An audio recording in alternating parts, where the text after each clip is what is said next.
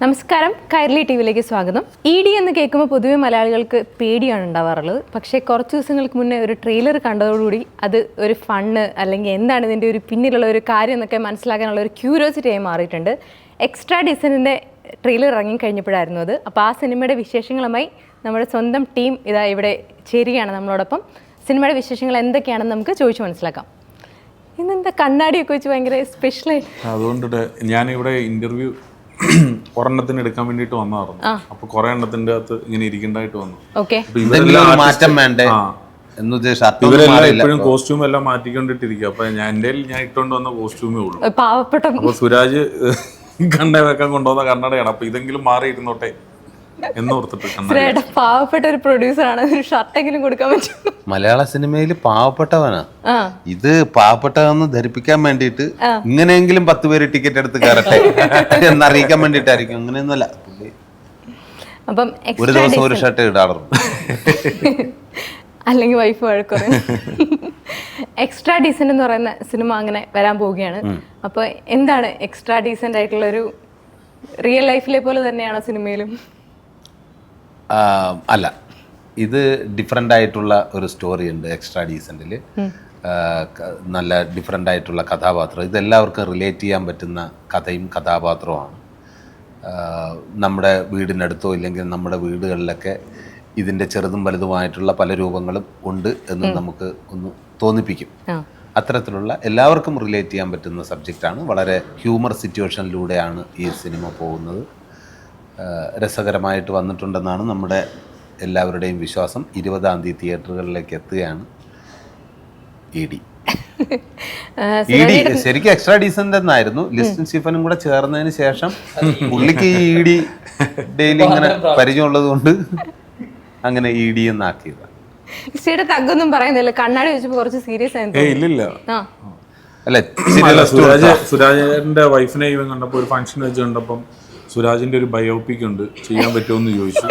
അപ്പൊ അങ്ങനെ ഞങ്ങള് ഡയറക്ടർ അമീറിനോട് പറഞ്ഞു, ഇങ്ങനെ ഒരു ബയോപിക് കിട്ടിയിട്ടുണ്ട്, ചെയ്യാൻ പറ്റുമെന്ന് ചോദിച്ചു. അപ്പൊ അങ്ങനെ അമീർ അത് കേട്ടു. അപ്പൊ അമീറിന് ഇറ്റ്സ് ഇൻട്രസ്റ്റിംഗ്, ജനം അറിയണം ഈ ക്യാരക്ടറിനെ പറ്റി എന്ന് പറഞ്ഞിട്ട് ഇങ്ങനെ ഒരു അതെ ഇത്രയും ഡീസന്റ് ആയിട്ടുള്ള ഒരാളെ ജനം അറിയണം, അതുകൊണ്ടിട്ടാണ് ഈ സിനിമയിലേക്ക് വന്നത്. ശരിക്കും എങ്ങനെയായിരുന്നു മാജിക് ഫ്രെയിംസ് ഈ ഒരു സിനിമയായിട്ട് ഇതിലേക്ക് എത്തിയത്? അങ്ങനെയല്ല, ഇത് സുരാജേട്ടനാണ് ആദ്യം ഈ കഥ ഇവൻ കേട്ടത്. അത് കഴിഞ്ഞപ്പോൾ എൻ്റെ കൂടെയുള്ള ഞങ്ങളിപ്പം ഇതിനു മുമ്പും പടങ്ങൾ ചെയ്തിട്ടുണ്ട്. അപ്പം നമ്മുടെ കൂടെ സന്തോഷ് എന്ന് പറയുന്ന ആളെ വിളിച്ചിട്ട് ഇങ്ങനെ ഒരു കഥയുണ്ട്, അപ്പോൾ അങ്ങനെ കേട്ട് കഴിഞ്ഞപ്പോൾ നമുക്ക് ഒരുമിച്ച് അസോസിയേറ്റ് ചെയ്യാം എന്ന് പറഞ്ഞ് അങ്ങനെ ഈ സിനിമയിലേക്ക് ചെയ്യുന്നതെന്നാണ്. അപ്പോൾ ആ കഥ ഭയങ്കര ഇൻട്രസ്റ്റിംഗ് ആയിരുന്നു. അതായത് ഒരു വ്യത്യസ്തമായിട്ടുള്ള പ്ലോട്ടാണ് ഇത്.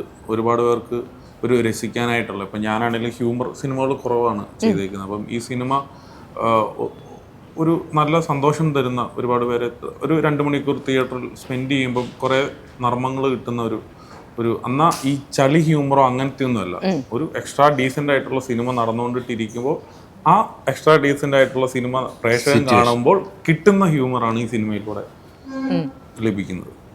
സുരാജേട്ടൻ്റെ അതിനിടയിലുള്ള കമൻസിലൊക്കെ എഴുതിയിരിക്കുന്നത് വെച്ച് കഴിഞ്ഞാൽ സുരാജേട്ടനെ, പഴയ സുരാജേട്ടനെ അതുപോലെ ഞങ്ങൾക്ക് തിരിച്ചു കിട്ടുന്ന ഒരു സിനിമയാണ്, അല്ലെങ്കിൽ ട്രെയിലർ കണ്ടപ്പോൾ അതാണെന്ന് ഞങ്ങൾക്ക് പ്രോമിസ് ചെയ്യുന്നത്, അങ്ങനെയൊക്കെയാണ് സുരാജേട്ടാ? ഇതെല്ലാം മറ്റേ പഴയ സുരാജ് ടൈറ്റിൽ മാറ്റേണ്ട വരും.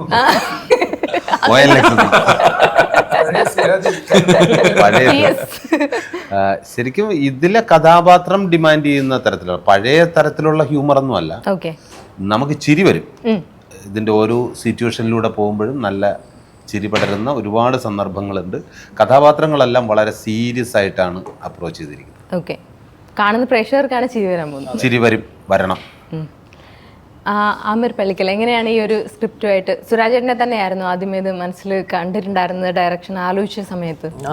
ആദ്യം സുരാജേട്ടൻ തന്നെയായിരുന്നു. പിന്നീട് നമ്മളിങ്ങനെ വേറെ 1-2 പേരുകൾ കൂടി മനസ്സിലിങ്ങനെ ആലോചിക്കുകയും അതനുസരിച്ച് മൂവ്മെൻറ്റ് നടത്താൻ തീരുമാനിക്കുകയും ചെയ്തെങ്കിലും നമുക്ക് അങ്ങനെയാണല്ലോ, ഒരു ക്യാരക്ടർ ഇന്നാളിലേക്ക് തന്നെ എത്തുമ്പോഴാണ് അതിനൊരു പൂർണ്ണത കിട്ടുക എന്നുള്ള ബോധ്യത്തിലാണ് അവസാനം സുരാജേട്ടനിലേക്ക് തന്നെ ലോക്ക് ചെയ്യുന്നത്. അപ്പോൾ സുരാജേട്ടൻ്റെ അടുത്ത് പോയി പറയുന്ന സമയത്ത് സുരാജേട്ടൻ ഇത് നമ്മൾ ഉദ്ദേശിച്ച എന്താണോ ഒരാൾ കഥ പറയുമ്പോൾ അത് കൃത്യമായി സുരാജേട്ടന് കിട്ടി. അപ്പോൾ ആ റിയാക്ഷൻ്റെ പുറത്താണ് സുരാജേട്ടൻ പറയുന്നത്, നീ പ്രൊഡക്ഷൻ ആരും പിടിച്ചില്ല, ഞാൻ തന്നെ ചെയ്തോളാം, എൻ്റെ ഫസ്റ്റ് പ്രൊഡക്ഷൻ എന്നുള്ള അർത്ഥത്തിൽ. അപ്പോൾ നമുക്ക് ആ സന്തോഷം ഒന്നുകൂടി ഇരട്ടിക്കുന്നു. അപ്പോൾ അന്ന് തന്നെ വൈകുന്നേരം എന്നെ വിളിച്ചിട്ട് പറഞ്ഞാൽ ഒരു കാര്യം ചെയ്യാം, ഇങ്ങനെ ഒരു കൊളാബറേഷൻ കൂടി ഇതിനകത്ത് ഉണ്ടാവും എന്ന് പറയുമ്പോൾ സന്തോഷം. നമുക്ക് സ്വാഭാവികമായിട്ടും ലിസൺ സ്റ്റീഫൻ മാജിക് ഫ്രെയിംസ് എന്നുള്ള ഒരു ബാനർ കൂടി വരുമ്പോൾ ഉണ്ടാവുന്ന സ്വാഭാവിക പ്രൊജക്റ്റിന് കിട്ടുന്ന ഒരു അതുണ്ടല്ലോ. അപ്പോൾ അതുകൂടി ആവുമ്പോൾ എടുത്തു വെച്ചിട്ടുള്ള വെറുതെ ഒരു പ്രൊഡക്റ്റ് ഉണ്ടാക്കിയതുകൊണ്ട് മാത്രം കാര്യമില്ല, അതിന് കൃത്യമായി മാർക്കറ്റിൽ എത്തിക്കാൻ പറ്റുക എന്നുള്ളത് കൂടിയാണ്. അപ്പോൾ പഴയത് പുതിയത് എന്നുള്ളതിനപ്പുറത്ത് ഈ കാലത്തിലൊരു കഥയാണ്. കണ്ണടയൊക്കെ വെച്ചിരിക്കുന്നതുകൊണ്ട് തന്നെ ചെറിയൊരു കഥ കേട്ട് സുരാജ് ഓക്കെ ചെയ്ത് കഴിഞ്ഞപ്പോ സന്തോഷം തോന്നി. വീണ്ടും അത് അദ്ദേഹം തന്നെ പ്രൊഡ്യൂസ് ചെയ്യാന്ന് പറഞ്ഞപ്പോ വീണ്ടും ഒരു സന്തോഷം തോന്നി. പിന്നെ അത് ലിസ്റ്റിനും കൂടെ ചേരാമെന്ന് മാജിക് ഫ്രെയിംസ് കൂടെ ചേരാന്ന് പറഞ്ഞാൽ വീണ്ടും വലിയ സന്തോഷം, പിന്നെ ഒരു എക്സ്ട്രാ സന്തോഷം. അങ്ങനെ അവിടെ പോലെ തന്നെ ഇതിന്റെ സന്തോഷം അങ്ങ് സ്റ്റാർട്ട് ചെയ്തു. പിന്നെ സന്തോഷ വാർത്ത എന്നാണ് ആദ്യം പേരും വെച്ചത്, പിന്നെ ഞങ്ങൾ എക്സ്ട്രാ ആക്കി. എങ്ങനെ സന്തോഷ വാർത്ത എന്ന സിനിമയിൽ പല സ്ഥലങ്ങളിലും നമ്മൾ ഉപയോഗിക്കുന്നുണ്ട്. പക്ഷെ അതിനേക്കാളും ആപ്റ്റ് എക്സ്ട്രാ ഡീസന്റ് ആണ് എന്നുള്ള രീതിയിൽ. കാരണം എന്താന്ന് വെച്ചാൽ കഴിഞ്ഞ പടം ഒരു വേണ്ട പോലെ അങ്ങ് ശ്രദ്ധിക്കപ്പെട്ടില്ല കൊമേഴ്ഷ്യലായിട്ട്. അതുകൊണ്ടിട്ട് ബാക്കിയുള്ളവർക്ക് ഈ കഥ സുരാജ് ഓക്കെ ചെയ്തു എന്ന് പറഞ്ഞപ്പോ ഒരു സന്തോഷ വാർത്ത അത് തന്നെ. അപ്പൊ അത് തന്നെ ടൈറ്റിൽ ആക്കി. അതെ അതെ അതെ അതെ എന്തോ അർത്ഥം പോലെ. ശ്യാം എങ്ങനെയായിരുന്നു ഈ ഒരു സിനിമയുടെ ഭാഗമായത്? എങ്ങനെയായിരുന്നു? അതെ, ശ്യാമിന് ഈ പറഞ്ഞതുപോലെ നമുക്ക് 1-2 ഓപ്ഷൻസുകൾ നമ്മൾ വെച്ചിരുന്നു ശ്യാമിന്റെ ക്യാരക്ടർ ചെയ്യാൻ വേണ്ടിയിട്ട്. ശ്യാമിന് പക്ഷെ ആദ്യം വിളിച്ചത് ശ്യാമിനെ തന്നെയായിരുന്നു. ശ്യാമിന് ആ സമയത്ത് കുറച്ചുകൂടി വലിയൊരു സിനിമ അപ്പുറത്ത് കിടക്കുന്നുണ്ട്. ശ്യാം പറഞ്ഞു, ഞാൻ ഇങ്ങനെ ഉണ്ട് ബ്രോ, അപ്പോൾ അതുകൊണ്ട് ഞാനൊന്ന് നോക്കട്ടെ, എന്തായാലും എനിക്ക് ചെയ്യണമെന്ന് ആഗ്രഹമുണ്ട്, അത് ഗ്യാപ്പ് കിട്ടുകയാണെങ്കിൽ അഭിനന്ദോ നമ്മളൊന്നും കൂടെ വരില്ലായിരിക്കും. അതായത് പ്രേമലൊക്കെ അവര് കുറച്ചും കൂടെ നല്ല ആർട്ടിസ്റ്റിനെ അതിന്റെ അകത്ത് കാസ്റ്റ് ചെയ്യാൻ വേണ്ടിട്ട് തീരുമാനിച്ചപ്പോൾ ഇവൻ ഡേറ്റ് മൊത്തം ഫ്രീ.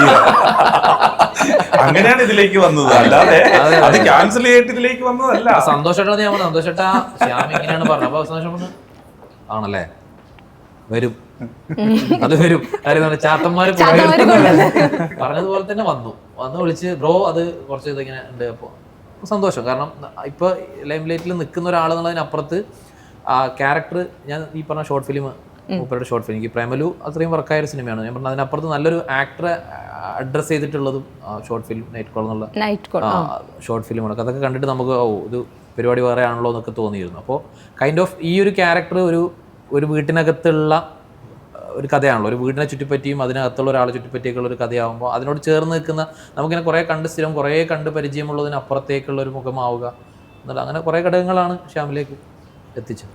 തൊട്ടയൽവക്കത്തെ പയ്യൻ. ശ്യാമിന്റെ ക്യാരക്ടറിനെ കുറിച്ച് പറയും. ഞാൻ സുരാജേട്ടന്റെ അളിയൻ ക്യാരക്ടറാണ്, സഞ്ജുവിന്റെ ക്യാരക്ടറാണ്, ഗ്രേസിന്റെ ഹസ്ബൻഡാണ്. എന്നാൽ അളിയൻ മാത്രമല്ല, ഫ്രണ്ടാണ്, ഫ്രണ്ട് മാത്രമല്ല, പിന്നെ കൂടുതലൊന്നും പറയാൻ പറ്റില്ല, കുറച്ചധികം കൂടി പറയുക. വിലാസിനി സിനിമാസ് എന്ന് പറഞ്ഞിട്ട് അമ്മയുടെ, എനിക്ക് തോന്നുന്നു അമ്മയുടെ ഹാൻഡ് റൈറ്റിംഗിൽ തന്നെയാണ് ആ ഒരു പ്രൊഡക്ഷന്റെ എഴുത്തുള്ളത് അല്ലേ? അപ്പോൾ ഇങ്ങനെ ഒരു പ്രൊഡക്ഷനിലോട്ട് ഇറങ്ങണം എന്ന് വളരെ നാളായിട്ടുള്ള ഒരു ആഗ്രഹമാണോ?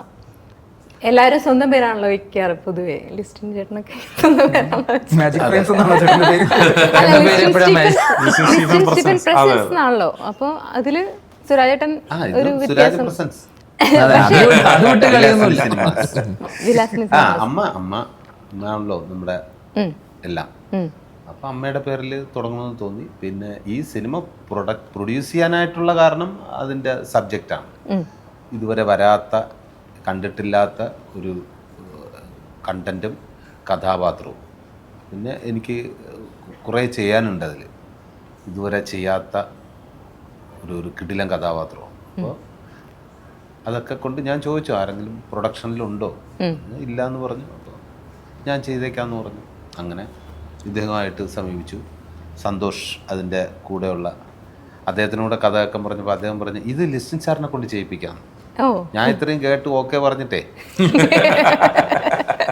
പിന്നെ നമ്മൾ രണ്ടുപേരും കൂടെ ചെയ്യാമെന്ന് തീരുമാനിച്ചു. ലിസ്റ്റിനെ ഒരു സ്റ്റോറിയൊക്കെ സെലക്ട് ചെയ്യുമ്പം ഒത്തിരി പേര് വരുമല്ലോ, പല പടങ്ങളൊക്കെ ആയിട്ട്. സുരാജേട്ടൻ പറഞ്ഞത് കൊണ്ടാണോ ഇതെടുത്തത്, അതെയോ ഇതിന്റെ ഒരു സിനിമ എന്നുള്ള രീതിക്ക്? ഏത് സിനിമ ഇപ്പൊ ഞാൻ പോയി ഒരു കഥ സുരാജിനോട് പറഞ്ഞാൽ സുരാജ് ഓക്കെ ആണെന്നില്ലല്ലോ. അപ്പം ഏത് കഥയും ഇപ്പം നമുക്ക് ഒരു അട്രാക്ഷൻ ആകുമ്പോഴാണ് കമ്മിറ്റ് ചെയ്യുക. അപ്പോൾ ശ്യാമിനോടാണെങ്കിലും ശ്യാമാണെങ്കിൽ ഇപ്പോൾ എത്രയോ കഥകൾ ഇനി കേൾക്കേണ്ടിയിരിക്കുന്നു, ഇപ്പോൾ എത്രയോ കഥകളോട് പുള്ളി നോ പറയേണ്ടിയിരിക്കുന്നു. അങ്ങനെയൊക്കെയാണല്ലോ. അപ്പോൾ നമുക്ക് ഇഷ്ടപ്പെടുന്ന കഥകളോട് നമ്മൾ എസ് പറയുക എന്നുള്ളതാണ്. ഈ സിനിമ കണ്ടു കഴിയുമ്പോൾ മനസ്സിലാവും. മീൻസ് ഇത് അത്രയും ഡിഫറെൻ്റ് ആയിട്ടുള്ള ഒരു പ്ലോട്ടാണ്. സുരാജ് വെഞ്ഞാറമൂട് എന്ന് പറയുന്ന ഒരു അഭിനേതാവ് ഫഹദ് ഫാസിൽ അമേരിക്കയ്ക്ക് പോയിട്ട് തിരിച്ചു വന്നതുപോലെയുള്ള ഒരു മാറ്റമാണ് ഈ സിനിമയിലുള്ളതായിട്ടാണ് എനിക്ക് തോന്നിയിരിക്കുന്നത്. കാരണം അത്രയും ഡിഫറെൻ്റ് ആയിട്ട്, അത്രയും നല്ല എക്സ്ട്രാ ഓർഡിനറി ആയിട്ട് ചെയ്തിട്ടുണ്ട് ആ ക്യാരക്ടർ. അപ്പോൾ അത്രയും ആളുകൾക്ക് അത്രയും ഇഷ്ടപ്പെടുമെന്നാണ് നമ്മുടെ ഒരു പൂർണ്ണമായിട്ടുള്ളൊരു വിശ്വാസം. നമ്മുടെ മാത്രം വിശ്വാസമല്ല, ഈ സിനിമ ഒത്തിരി പേര് കണ്ടവരുടെ എല്ലാ അഭിപ്രായം. സുരാജ് ഗംഭീരമായിട്ട് ചെയ്തിട്ടുണ്ട് കേട്ടോ. ഇപ്പം നമ്മളിപ്പോൾ ധനുഷിൻ്റെയൊക്കെ പടം കാണുമ്പോൾ ധനുഷ് സൂപ്പറായിട്ടുണ്ട് കേട്ടോ. ആടുകളും വെട്രിമാരൻ്റെ പല സിനിമകളൊക്കെ ചെയ്യുമ്പോഴത്തേനും ഇവൻ പറയുമല്ലോ, എന്ന് പറയുന്ന പോലെ അത്രയും നല്ല പെർഫോമൻസ് ഇതിൻ്റെ ഡയറക്ടർ സുരാജിൻ്റെ ഇന്ന് വാങ്ങിച്ചിട്ടുണ്ട്. കാരണം ഈ സിനിമ അത്രയും എക്സൈറ്റഡ് ആയി. ആസ് എ പ്രൊഡ്യൂസർ എന്നുള്ള രീതിയിലും പ്രേക്ഷകൻ എന്നുള്ള രീതിയിലും ഞങ്ങൾക്ക് അത്രയും എക്സൈറ്റഡ് ആയി. പിന്നെ സുരാജിൻ്റെ അമ്മയുടെ പേരിടാനായിട്ട് ഒത്തിരി പറ്റിച്ചു. അമ്മേനെ ചെറുപ്രായത്തിൽ നിന്നപ്പോൾ പല കാര്യങ്ങൾ പറഞ്ഞ് പറ്റിച്ചു. അപ്പോൾ അതിൻ്റെ ഒരു പാരിതോഷികമോ പ്രായശ്ചിത്തമോ പാരിതോഷികം എന്നുള്ള ഞാൻ പറ്റിച്ചെങ്കിൽ എൻ്റെ അമ്മയല്ലേ, നാട്ടുകാരെ പറ്റിച്ചില്ലല്ലോ.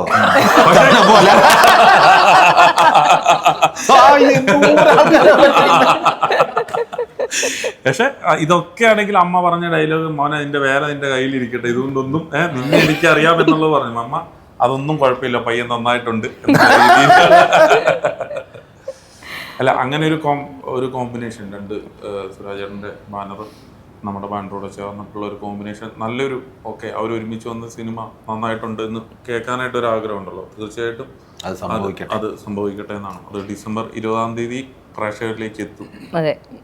അപ്പോൾ ഈ രണ്ട് പ്രൊഡ്യൂസർ ഉള്ളപ്പോഴേ ഇപ്പോൾ ശ്യാമിന് പൈസ കൊടുക്കണം, അപ്പോൾ ഇന്ന് സുരാജ് കൊടു, നാളെ ഞാൻ കൊടുക്കാം, അങ്ങനെയൊക്കെയാണോ അതിൻ്റെ ഒരു പരിപാടി? എങ്ങനെയായിരുന്നു? അല്ല, അങ്ങനെയല്ലല്ലോ. ഇത് ഓൾറെഡി ഇപ്പോൾ നമ്മുടെ ഒരു ബഡ്ജറ്റും കാര്യങ്ങളെല്ലാം മ്യൂച്വലി സംസാരിച്ചിട്ടുണ്ട്. ഏത് ആർട്ടിസ്റ്റിനെ വെക്കണം, ആരാണ് വെക്കേണ്ടത്, എല്ലാം സുരാജിനെ അറിയാം. പിന്നെ സുരാജ് അവിടെ ഉണ്ട്. പിന്നെ ഇതെല്ലാം നമ്മൾ ഒരു പ്രൊഡക്ഷൻ എന്ന് പറയുമ്പോൾ അങ്ങനെയാണല്ലോ. ഒരു ആർട്ടിസ്റ്റിന് ഇത്ര രൂപ, ടെക്നീഷ്യന് ഇത്ര രൂപ, എല്ലാം അതിൻ്റെ അകത്തുണ്ട്. ഇത് കൊടുക്കേണ്ട ഒരു അക്കൗണ്ടും കാര്യങ്ങളെല്ലാം നമ്മൾ തുടങ്ങിയിട്ടുണ്ട്. അതിൽ തന്നെ അത് കൃത്യമായിട്ട് പോകും. പ്രൊഡക്ഷനിലൊന്നും നമുക്ക് ശ്രദ്ധിക്കേണ്ട കാര്യമേ ഇല്ല. അതെല്ലാം ഭംഗിയായിട്ട് അദ്ദേഹത്തിൻ്റെ കൂടെയുള്ള ആൾക്കാരൊക്കെ കൃത്യമായിട്ട് നോക്കി. അതുകൊണ്ട് ആ ഏരിയ അതല്ലേ നമുക്ക് ആക്ട് ചെയ്തുകൊണ്ടിരിക്കുമ്പോൾ ഒരിക്കലും ഇതിന്റെ കണക്ക് അങ്ങനെ ആരും എടുക്കാറില്ല. ആ ഒരു സ്ട്രെസ് എടുക്കാൻ പറ്റാത്തതുകൊണ്ടാണ് പൃഥ്വിരാജായാലും ആരായാലും ഇദ്ദേഹത്തിനെ പോലുള്ള ആൾക്കാരെയൊക്കെ സമീപിക്കുന്നത്.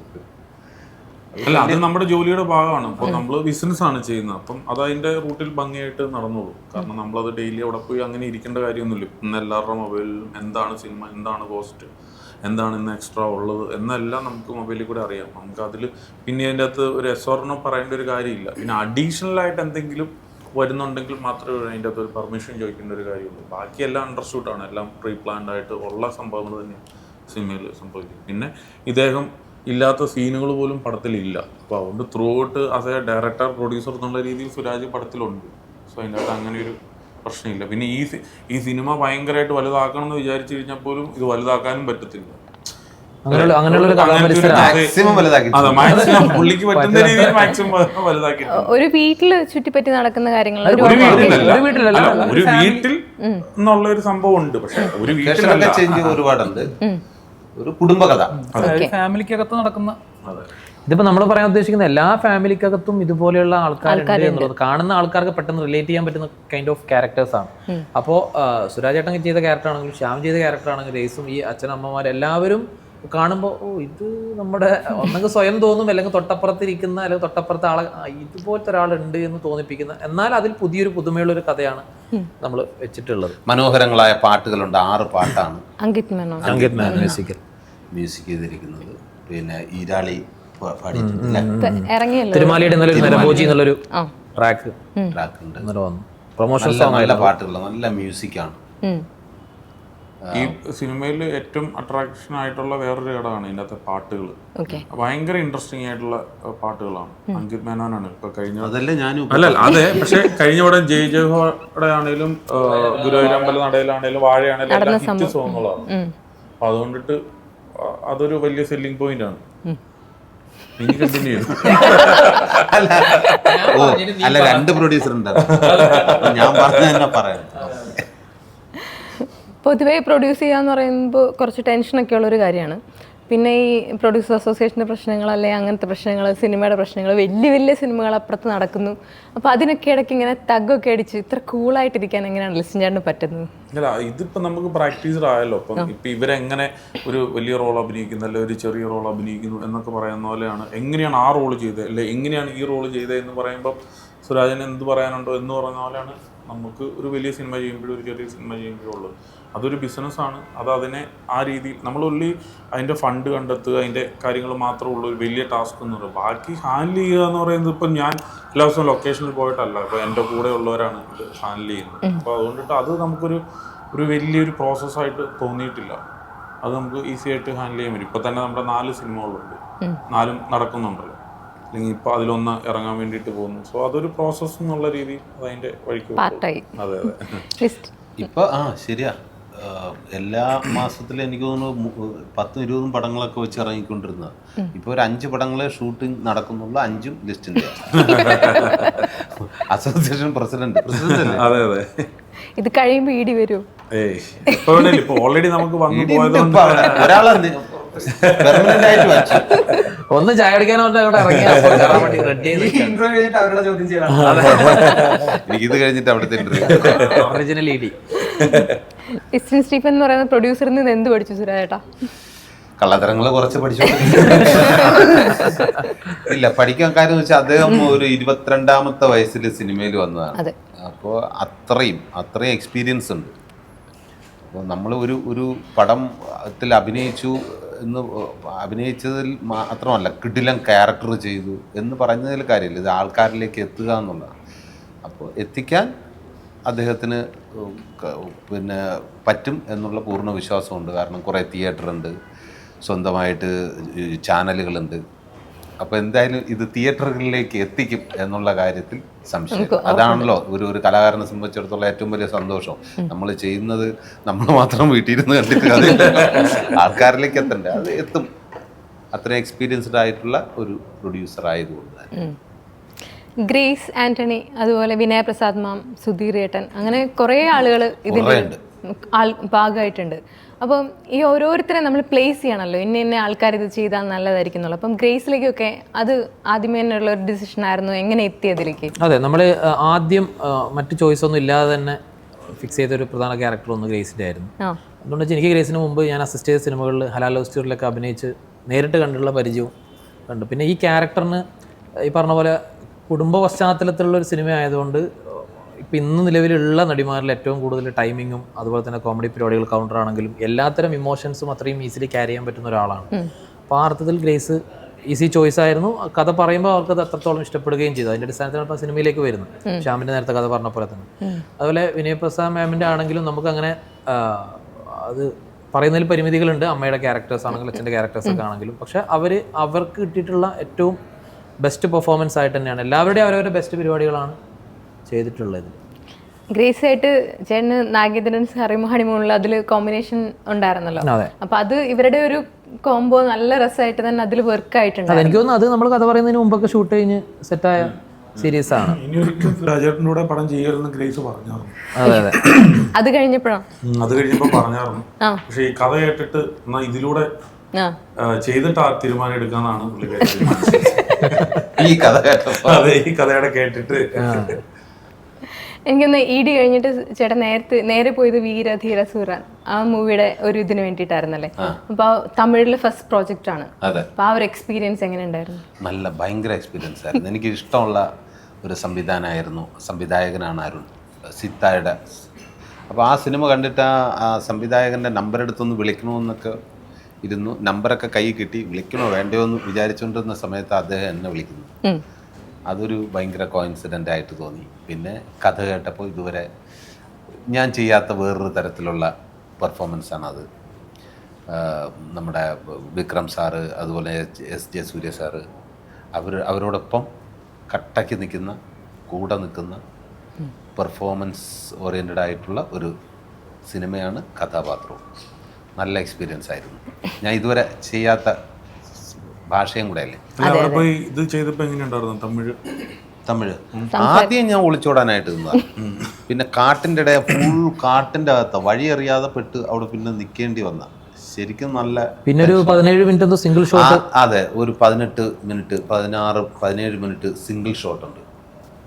അത് ഭയങ്കര എക്സ്പീരിയൻസ് ആയിരുന്നു. അത് നല്ല പെർഫോമൻസ് ഉണ്ട്, ഫൈറ്റ് ഉണ്ട്, വെടിവെപ്പുണ്ട്, ഇതെല്ലാം ഇതിനകത്ത്. അത് സിംഗിൾ ഷോട്ടാണ്. നമ്മുടെ നിന്ന് ഒരു തെറ്റ് വന്നാൽ കൂടി വീണ്ടും റീടേക്ക് പോകണം. അങ്ങനെ ഭയങ്കര ക്രൂഷ്യൽ സിറ്റുവേഷൻ ആണ്. ഇതിൻ്റെ ഇടയ്ക്ക് മഴ പെയ്യാതെ നോക്കണം. ഭയങ്കര ടാസ്ക്കായിരുന്നു അത്. അത് എനിക്ക് ഭയങ്കര എക്സ്പീരിയൻസ് ആയിരുന്നു. അത് ഗംഭീരമായിട്ട് വന്നിട്ടുമുണ്ട്. അത് എസ്.ജെ. സൂര്യ സാറൊക്കെ അതിൽ പുള്ളി എഴുതിയൊക്കെ ചെയ്തതാണ്. ഭയങ്കര രസമുള്ള ഒരു അനുഭവമായിരുന്നു. ശരിക്കും ആദ്യത്തെ ദിവസം എനിക്ക് കുഞ്ഞ് ഡയലോഗുകളാണ് തന്നത്. ഞാൻ വിചാരിച്ചത് സിമ്പിളാണല്ലോ.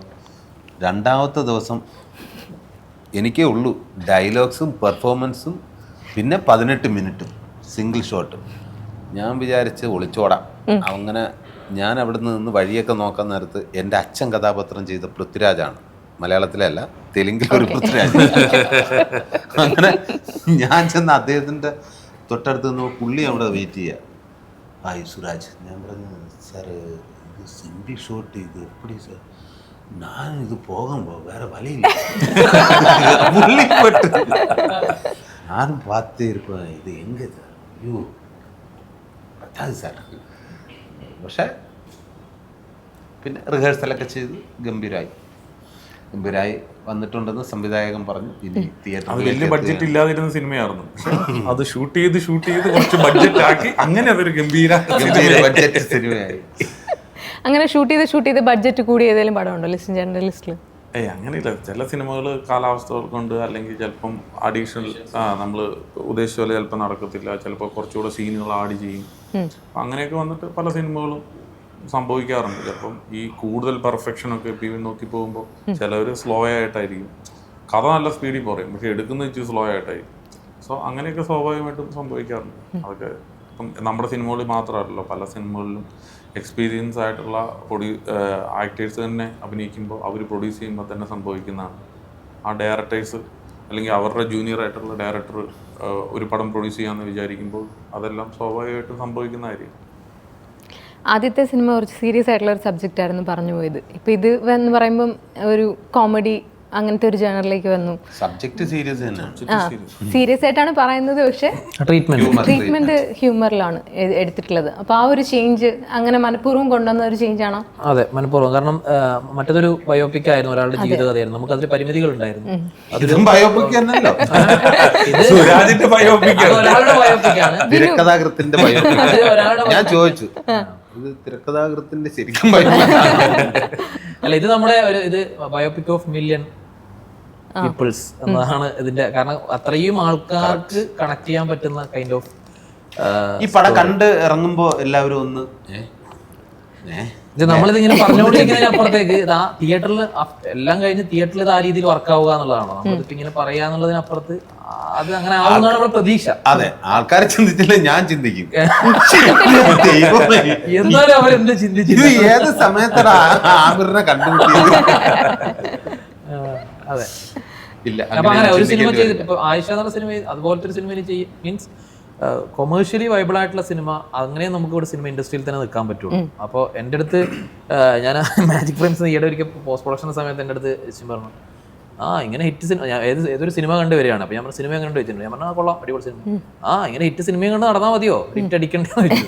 അല്ല, ആ ഹിറ്റ് അടിക്കുക എന്ന് പറയുന്നതും അങ്ങനെ ഒരു കൊമേഴ്ഷ്യലി ആൾക്കാർക്ക് ഇഷ്ടപ്പെടുന്ന സിനിമ എന്ന് വെച്ചാൽ നല്ല സിനിമയായിരിക്കും. കണ്ടന്റ് വൈസും അല്ലെങ്കിൽ നമ്മൾ എടുത്തു വെച്ചുള്ള മേക്കിംഗ് വൈസ് ഒക്കെ നല്ലതായിരിക്കും. പക്ഷെ ആൾക്കാർക്ക് തിയേറ്ററിൽ ആ രീതിയിൽ ഇപ്പോൾ ഒന്നാമത് പോസ്റ്റ് കോവിഡിന് ശേഷമൊക്കെ സിനിമ ആസ്വാദനം എന്ന് പറയുന്നത് നമ്മൾ ഇനി കാണാത്ത സിനിമകളില്ല.